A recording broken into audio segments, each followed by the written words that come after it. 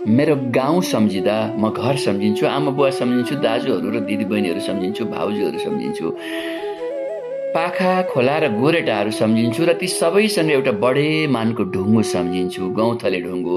मेरो बाल्यकाल जति घरसँग गाँसिएको छ, त्यति नै त्यो गौँथले ढुङ्गको छातीसँग पनि जोडिएको छ। अहिले पनि आँखा चिम्लिँदा त्यो ढुङ्गो उस्तै मौन र गम्भीर भएर टोलाइरहेको देखिन्छ। कहिलेकाहीँ त सपनामा पनि म त्यही ढुङ्गाको थाप्लोमा पुगिरहेको हुन्छु। गौँथले ढुङ्गो कुनै सामान्य ढुङ्गो थिएन, त्यो त एउटा सानोतिनो पहाडकै अंश जत्रो गाउँकै पुरानो अभिभावक जस्तै बडे मानको पत्थर थियो। त्यसको विशाल देहभित्र एउटा मौन आत्मा बाँचिरहेको हुन्थ्यो, जसले युगौँदेखि गाउँको घाम, पानी, आँधी र पुस्ताहरूलाई आफ्नो छातीमा झेल्दै आएको थियो। त्यसको थाप्लोमा एउटा सानो सम्म भाग थियो। त्यही थाप्लोमा बसेर हामी तीनजना, म र मेरा दुईवटी बहिनीहरू मकैबारीको पहरा दिन्थ्यौँ। त्यहाँ बसेपछि वरिपरिका पाखा बारी प्राय देखिन्थे। कुन बारीमा बाँदर पसे, कताबाट आए, कुन बालीतिर लागे, धेरै कुरा त्यहीँबाट देख्न सकिन्थ्यो। त्यसैले त्यो ढुङ्गो हाम्रा लागि केवल एउटा चट्टान थिएन, एउटा प्राकृतिक प्रहरी चौकी थियो। तर आज सम्झिँदा सिरिङ्ग हुन्छ, हामी त्यहाँ कसरी बस्यौँ होला?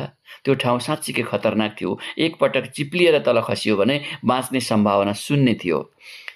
तलका कडा पत्थरमा बजारिँदा शरीर छेद विच्छेद हुन सक्थ्यो, तर बाल्यकालमा डरभन्दा ठुलो भरोसा हुन्थ्यो बुवा आमाको विश्वासको भरोसा।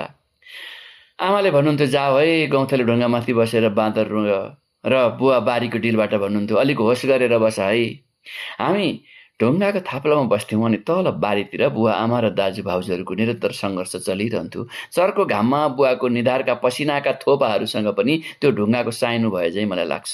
बुवाले कोदालो चलाउँदा ढुङ्गामा ठोकिएर निस्किने टुडुङ आवाज र बुवाको सासको सुस्केरा अझै पनि कानमा गुन्जिरहन्छ।